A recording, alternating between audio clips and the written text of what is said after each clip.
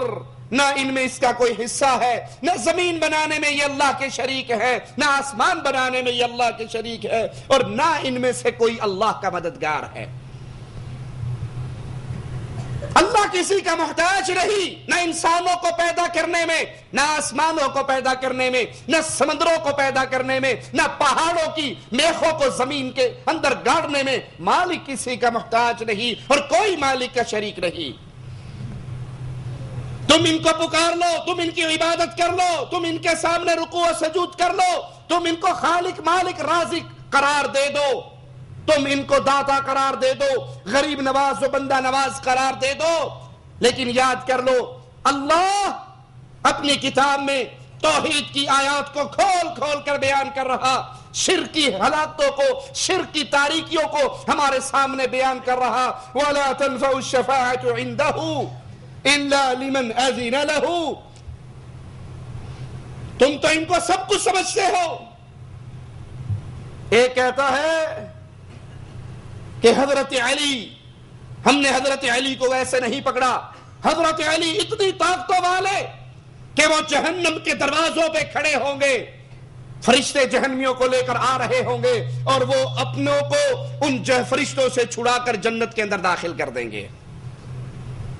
سونا میرا مولا او اللہ کے قریب علی، سونا میرا مولا او اللہ کے قریب علی، او دوزخ دے بوئے تو ہاتھ دب کے، دوزخ دے بوئے تو ہاتھ دب کے تے جنت پہنچا جان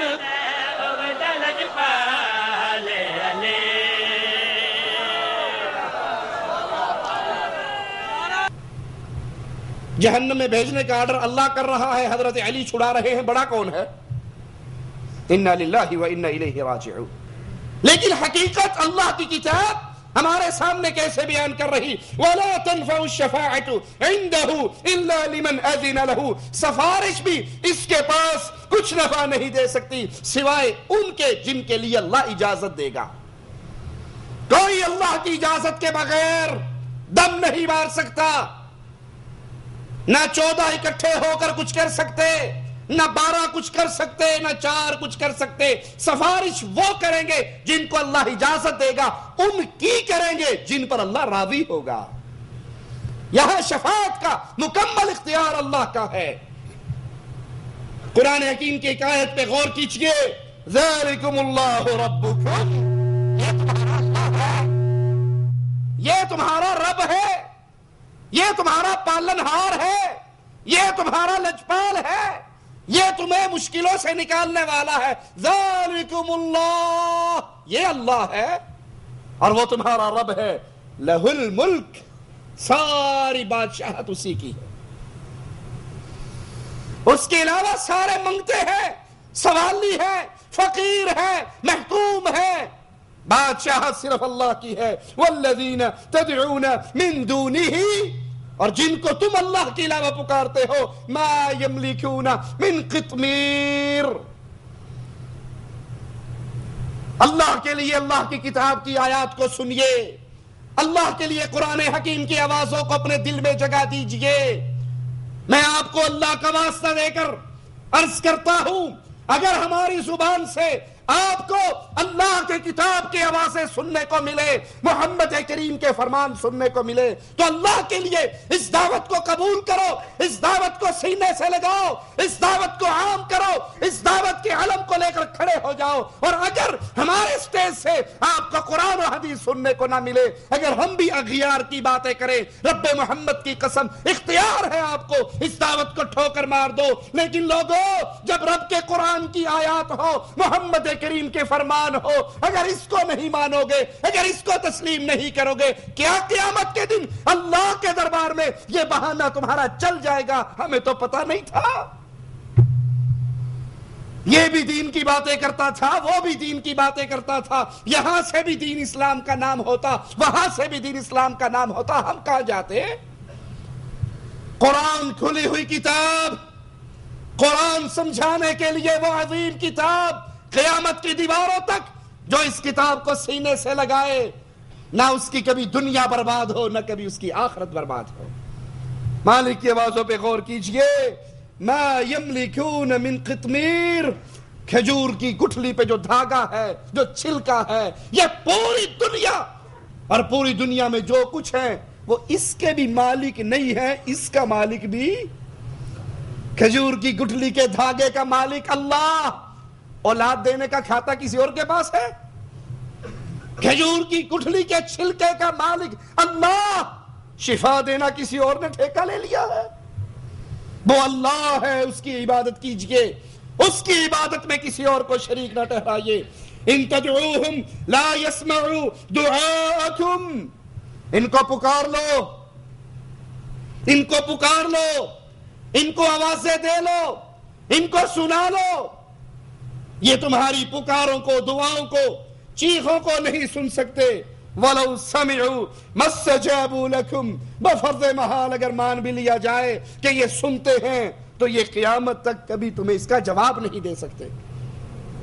وَيَوْمَ الْقِيَامَةِ يَكْفُرُونَ بِشِرْكِكُمْ، قیامت کا دن ہوگا، قیامت کی گھڑی ہوگی. یہ اولیاء اللہ، یہ انبیاء، یہ صالحین، یہ بزرگان دین جنہوں نے نہ اپنی قبروں کو پکی کرنے کا درس دیا، نہ عرس لگانے کا درس دیا، نہ سجدے کرنے کا درس دیا، نہ رکوع کرنے کا درس دیا، نہ وہاں پہ لکیرانی سرکس لگانے کی تعلیم دی، نہ وہاں پہ موت کا کنواں چلانے کی تعلیم دی، نہ وہاں پہ بکروں کی نیازیں پیش کرنے کی تعلیم دی. وہ اولیاء جو رب کی توحید کا واضح تمہارے تک پہنچاتے رہے، اگر کسی ولی کی قبر پہ یہ سارے شرک کا دھندا تم چلا رہے ہو تو یاد کر لو، قرآن ہمیں اعلان سنا رہا ہے وَيَوْمَ الْقِيَامَةِ يَكْفُرُونَ بِشِرْكِكُمْ، کہ یہ قیامت کے دن تمہارے شرک کا انکار کر دیں گے. جیسے عیسیٰ علیہ السلام اپنے ماننے والوں میں سے شرک کرنے والوں کا انکار کریں گے، ویسے اس امت کے اولیاء اللہ بھی قیامت کے دن ہونے والے شرک کا انکار کریں گے.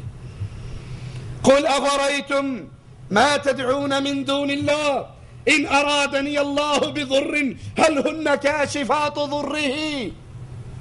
اے نبی ان سے کہو، او لوگو، او غیر اللہ کے دروں پہ جھکنے والو، تمہارا کیا خیال ہے؟